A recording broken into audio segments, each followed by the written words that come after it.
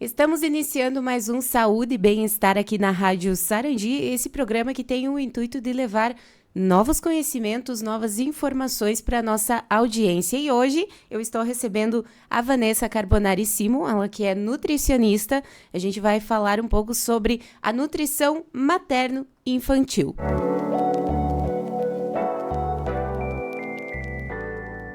Saúde e Bem-Estar, que tem apoio de Brinca Parque, um mundo de diversões que chegou em Sarandi para crianças de 1 a 11 anos, na rua Armínio da Silva. Informações pelo WhatsApp 999556824. Também Instituto Semear, Centro de Desenvolvimento Infantil. Cuidado com a infância através de atendimentos clínicos multidisciplinares e oficinas criativas. Dragon Esportes, há 30 anos vestindo as melhores equipes. Provida Assistência Familiar, mais cuidado, mais comodidade, mais para você. E também Rede de Farmácias São João, você pode comprar nas lojas, no site ou no aplicativo. Vanessa, é sempre um prazer te receber aqui para a gente falar sobre nutrição e nesse nosso novo quadro, Saúde e Bem-Estar aqui na Rádio Sarandi, também trazendo todas essas informações. Boa tarde para ti, muito obrigada por ter aceito o nosso convite. Boa tarde, Ale, boa tarde a todos os ouvintes da Rádio Sarandi. Eu quero agradeço novamente o convite de estar aqui conversando um pouquinho sobre a nutrição infantil. E para a gente introduzir o assunto, Vanessa, quando começa esse acompanhamento da nutrição materno-infantil? O acompanhamento da nutrição materno-infantil, ele começa desde a preparação para a gestação.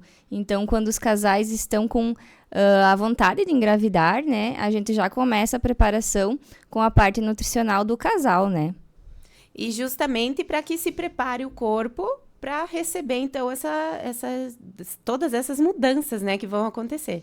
Isso aí, a gente brinca, né, de preparar o terreno, né? Porque tanto o homem quanto a mulher, eles precisam estar com a saúde em dia, né, para poder ter uma gestação saudável.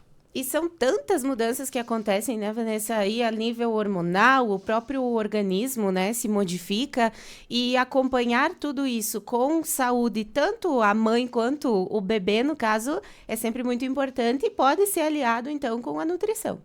Com certeza, a gente consegue prevenir, né, alguns desfechos, né, que podem acontecer na gestação, com o bebê, através da nutrição. E nessa parte de preparação, Vanessa, assim, o que é mais importante se atentar? Claro que é feito toda uma anamnese, eu diria, né, do paciente, assim, saber em que pé ela está, em que pé ela precisa ficar, né? Isso aí. A gente costuma, então, verificar deficiências nutricionais, né, na mãe, ver como é que está a saúde no geral, né? Exames de tireoide, de ferritina, o peso da mãe, ver se tem alguma alteração, né, no perfil lipídico, na glicose.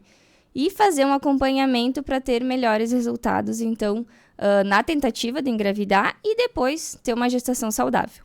E durante a gestação, Vanessa, como a gente fala, né? Tem tantas mudanças acontecendo ali. O que é preciso atentar nesse momento? Porque, como a gente falou, não é só a saúde da mãe, a saúde do bebê também, né? E toda essa parte que vai passar para ele até o nascimento. Então, na gestação é um período muito importante, né? A parte nutricional, em que a gente avalia, então, o ganho de peso da gestante por trimestre e também tem umas demandas maiores de nutrientes. Então, a gente tem que ficar sempre olhando, né, a questão do ferro, do cálcio, que são nutrientes muito importantes na gestação e que a mãe tem uma demanda maior, né? Então, o corpo ele utiliza mais, né, por conta do bebê. E a gente tem que verificar, então, se tem alguma deficiência. Quando está baixa, a gente consegue prevenir utilizando alguma suplementação e através de uma alimentação equilibrada. Eu ia justamente te perguntar sobre isso, Vanessa. Muitos desses nutrientes e, enfim, né, das coisas que a gente precisa nesse período, a mãe não vai conseguir somente com a alimentação. Muitas vezes precisa, então, dessa suplementação também. Sim, precisa muitas vezes, porque a demanda ela aumenta muito, né? Como é a mãe, já tem as demandas da mãe e com o bebê, então tem um aumento bem significativo. O ácido fólico é um nutriente muito importante que a gente orienta 3 meses antes da gravidez iniciar a suplementação, para a mãe estar com um estoque bom, né, desse nutriente, e ele consegue prevenir deficiências no tubo neural do bebê. E o tubo neural, ele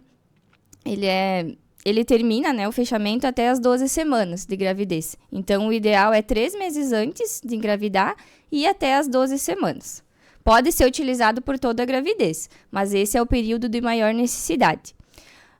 Depois, a partir das 16 semanas, tem uma necessidade maior de ferro no segundo, no terceiro trimestre, porque o bebê utiliza muito esse nutriente. Então, é bem importante acompanhar e muitas vezes, né, eu diria a maioria das vezes, é necessário, em algum momento da gravidez, a suplementação do ferro. E esse acompanhamento de perto, né, ele é imprescindível, porque muitas mães, elas desenvolvem algumas patologias, né, durante esse período também, como é o caso da diabetes, né, gestacional e vários outros casos. Então, esse acompanhamento de perto, para ir se corrigindo conforme vai ir se adaptando à rota, né, também é muito importante com a parte nutricional.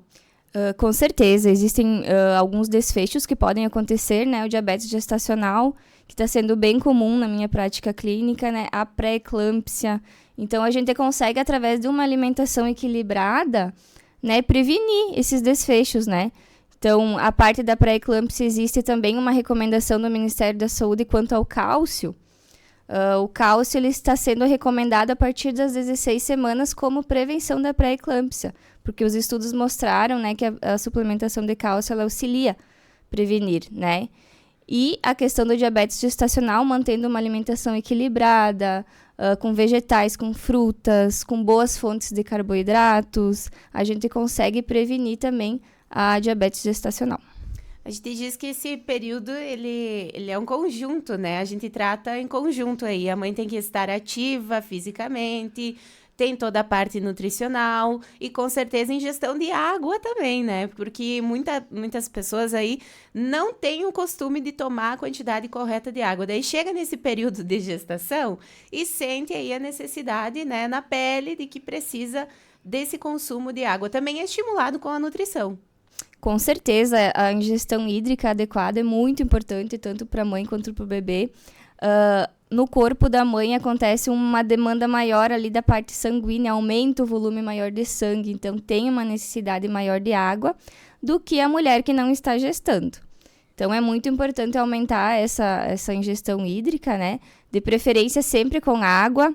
A gente fala, né, que chimarrão não conta, sucos, chás, então o ideal é a água mesmo, né? Pode haver a ingesta de outros líquidos, mas dar preferência para a água. E como é que é feito esse acompanhamento? Quantas vezes, assim, com que frequência a mulher tem que estar fazendo essas consultas, esses exames? Da parte de nutrição, o ideal seria cada 60 dias ou pelo menos uma vez cada trimestre de gestação. E quando se aproxima aí do parto, né, com certeza essa tensão também se intensifica, porque a partir do nascimento a gente tem aí, então, uma demanda diferente, né, Vanessa? Sim, a partir do parto, então, a gente fala que a mulher ela é a puérpera, né? Então, nasceu o bebezinho, aí tem toda a parte de amamentação, que a gente auxilia também, os cuidados, né, na pega, na posição para o bebê e para a mãe ter sucesso na amamentação. A nutrição também cuida disso, então, dessa também. Parte de ensinar o bebê aí como começar a vida alimentar.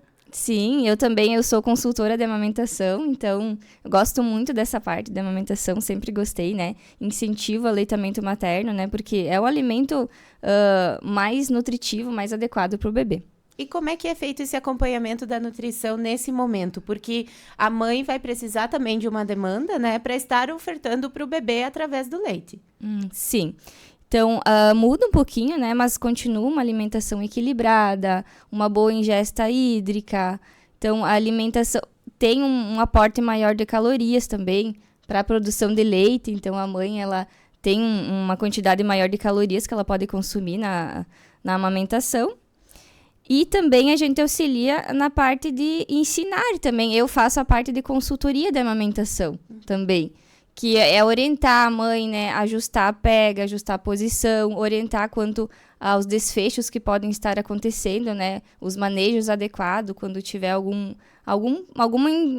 problema, né, ali na amamentação, que é bem comum, é pouco falado, mas a amamentação não é tão fácil quanto parece, né? Pode acontecer, né, às vezes, fissuras e até mastite, né, problemas ali na mama que dificultem a amamentação. Essa parte das calorias que tu citou, Vanessa, então é aquele senso comum de que a mãe tem que comer por 2 pessoas é verdade. Ou até um ponto. Mais ou menos, né? A gente não fala comer por 2, mas assim, no geral, né? Vamos colocar uma média, a lactante, ela gasta em torno de 500 calorias a mais na produção de leite. E tem que ter todo esse cuidado, então, para que se oferte, né, um leite de qualidade aí, ingerindo todos os nutrientes. A suplementação, ela continua nessa parte? Pode continuar, sim, dependendo da alimentação da mãe e conforme está os exames, né? Tem alguns suplementos que são bem importantes nessa fase. Acontece, tem muitos casos, né, Vanessa, de mães que não conseguem amamentar.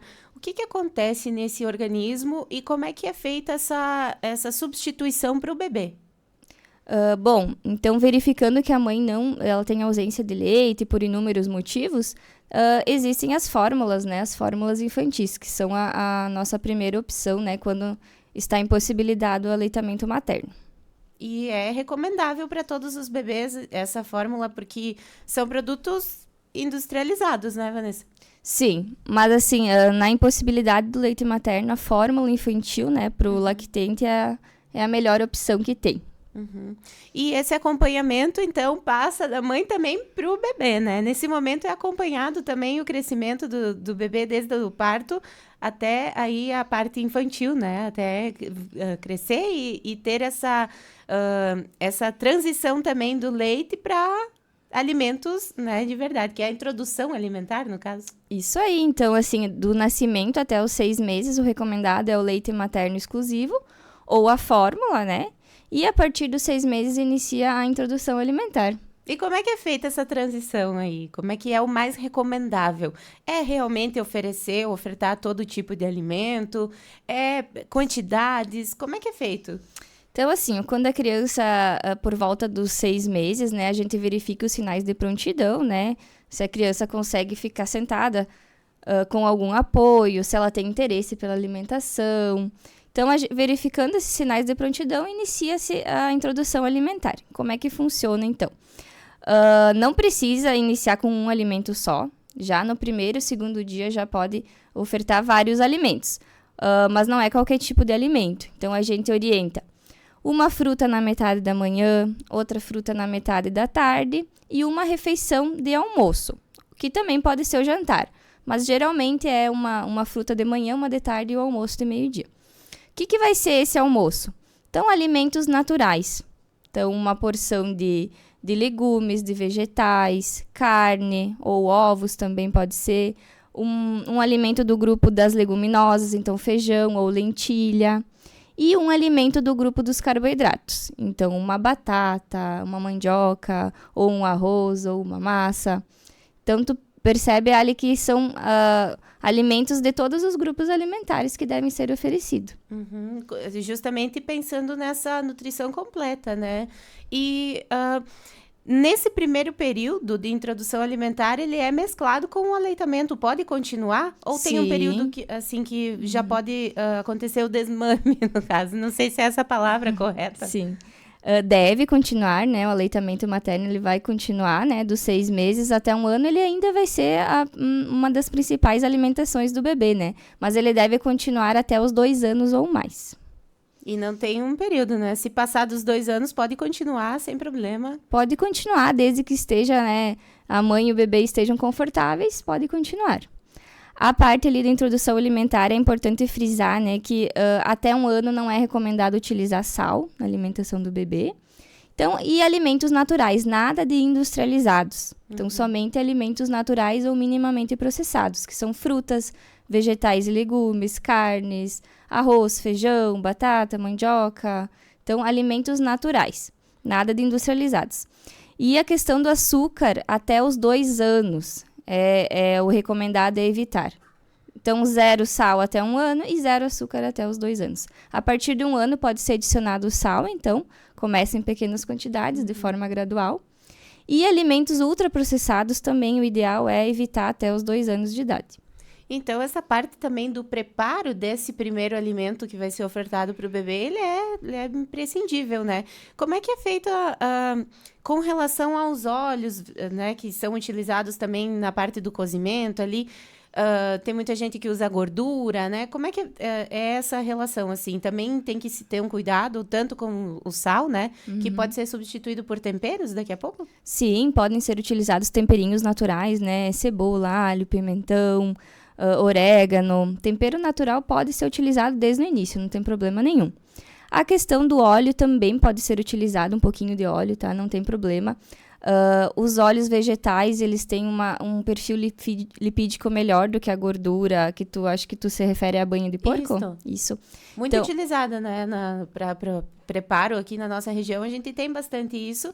E fica esse questionamento, né? Porque quando vai se preparar o alimento do bebê, é tudo diferente, né? Então, pode ser da mesma forma que é preparado o alimento dos adultos, tirando a exceção do sal, então? Sim. O ideal é não exagerar na gordura, mas deve sim ser utilizado uma quantidade pequena. E nos vegetais eu oriento utilizar o azeite de oliva, que é uma fonte de gordura muito rica, né, em gordura poliinsaturada e monoinsaturada. Então o ideal é utilizar um pouquinho do azeite de oliva. E essa parte da introdução alimentar, já tem definições ali, desde pequenininho, do que a criança vai gostar ou não vai conseguir comer? Ou é realmente aquele senso comum de que a gente tem que ofertar várias vezes até a criança pegar o gosto pelo alimento? Sim, a criança ela precisa ser exposta pelo menos 8, 10 vezes ao alimento para ela dizer que gostou ou não. Então, muitas vezes tu vai oferecer o alimento e a criança vai rejeitar. Mas depois, né, oferecendo novamente, ela pode aceitar. O ideal é insistir, é não desistir, né? A introdução alimentar, a gente tem esse desafio, né, de insistir.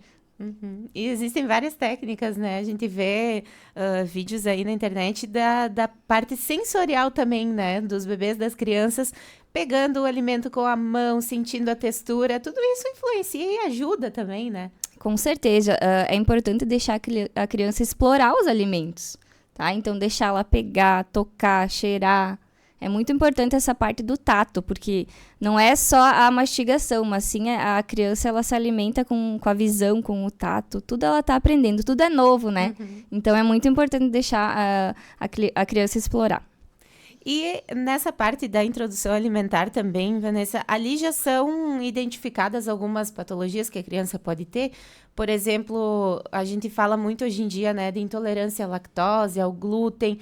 Nessa parte já é identificada e já é tratada essas disfunções também? Pode ser identificado, sim. É muito comum na infância a alergia à proteína do leite de vaca, né? Intolerância à lactose, ao ovo também. Então, a gente recomenda, por exemplo, o ovo, que ele é um alimento mais alergênico, né? Ofertar ele e esperar 3 dias para ver se a criança não teve nenhuma reação. Passados 3 dias, né, pode seguir ofertando. E é recomendado a exposição também ao amendoim, que também é um alérgeno, né? Não na forma dele natural, né? Mas na pasta de amendoim é recomendado também fazer uma exposição ali pelo 7º, 8º mês para ver se a criança não tem alergia a esse alimento também.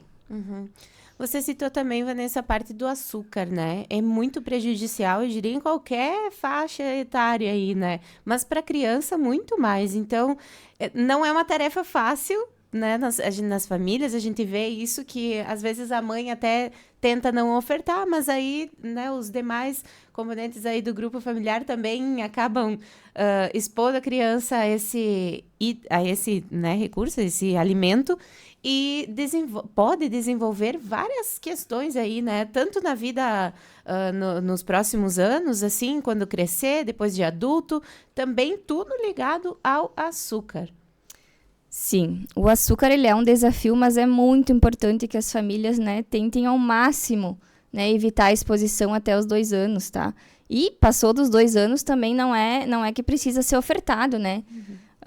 Mas, assim, a exposição precoce do açúcar pode levar a uma preferência aos alimentos doces.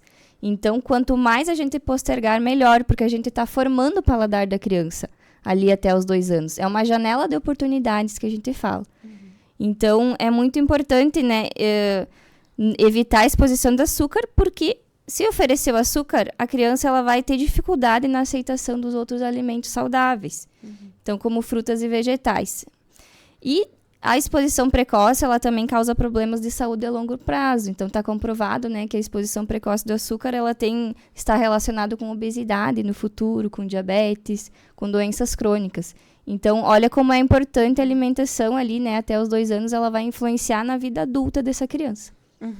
E como é que é feito esse acompanhamento? Também tem marcos de desenvolvimento, né, Vanessa? Assim, que não são seguidos à risca, mas são um parâmetro aí para a gente ir se baseando, né? Vai acompanhando o peso, o ganho de tamanho, enfim, da criança. Como é que é feito? Sim, a gente acompanha o peso, a estatura, o índice de massa corporal pela idade, através dos gráficos de crescimento da OMS. Então, a criança, né, iniciando a introdução alimentar, vai até 1 ano, depois de 1 ano tem algumas questões que mudam, né, até os 2 anos também. Daí, depois já vem a fase pré-escolar, escolar. E nessa fase que a criança vai para a escolinha, precisa montar a lancheira aí, muitas famílias optam aí pelos produtos industrializados pela praticidade, né? O que é recomendado nessa fase, Vanessa? Então, nessa fase onde a criança ela já tem as suas preferências, né, já querem escolher, né, o ideal também é priorizar alimentos naturais e minimamente processados, diminuir ao máximo o alimento ultraprocessado, que eu sempre digo que é o que está causando mais doenças, tá? Com o avanço da indústria, né, e dos ultraprocessados, tá vindo junto aí algumas doenças. Por quê? O que é o alimento ultraprocessado, né? Então, explicando brevemente.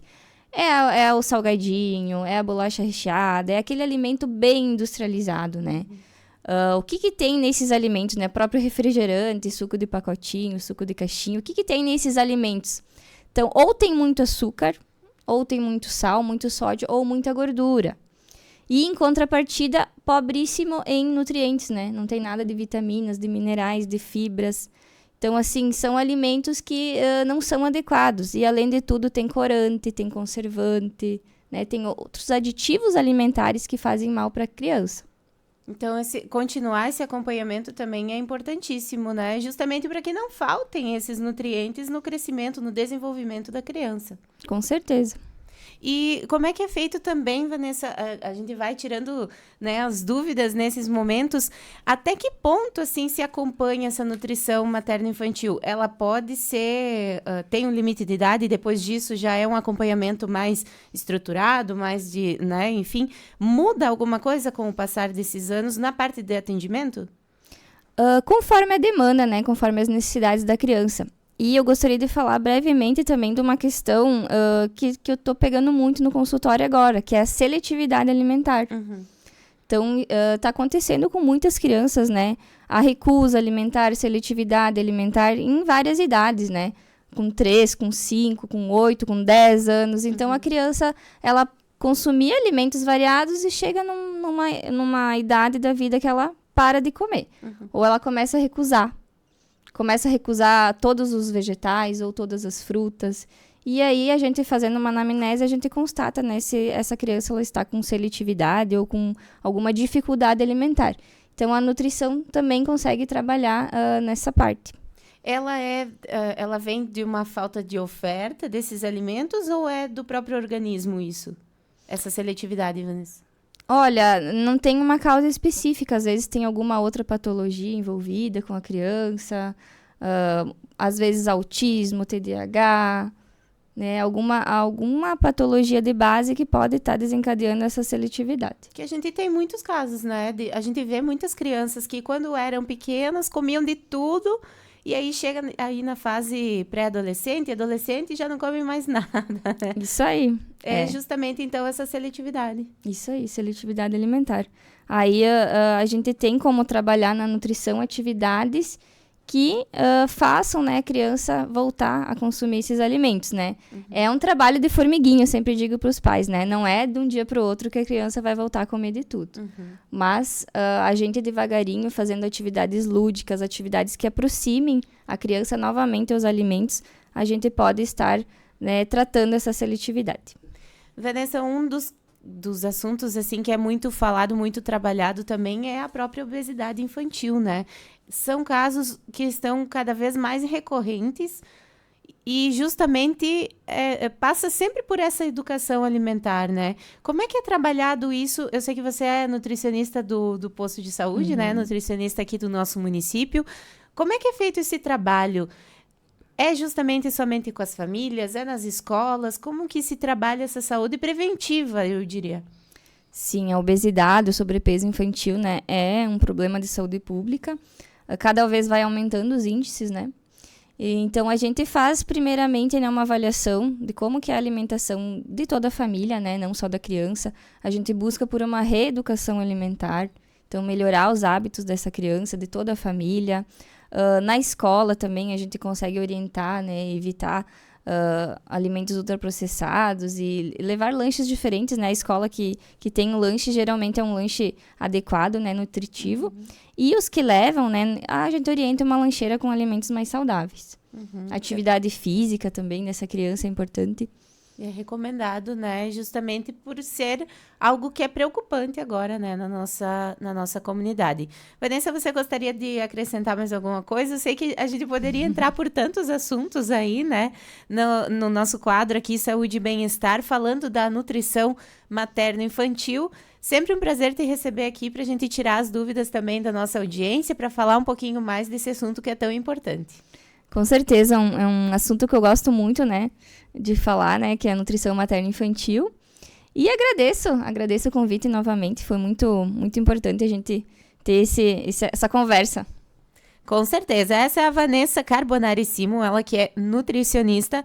A gente falou então sobre a nutrição materno-infantil e esse acompanhamento desde a fase em que a mulher está procurando gestar aí até a introdução alimentar, até o desenvolvimento da criança depois que ela nasce. Saúde e Bem-Estar tem sempre o apoio de Brinca Parque, também Instituto Semear, Centro de Desenvolvimento Infantil, Dragon Esportes, Provida Assistência Familiar e também Rede de Farmácias São João.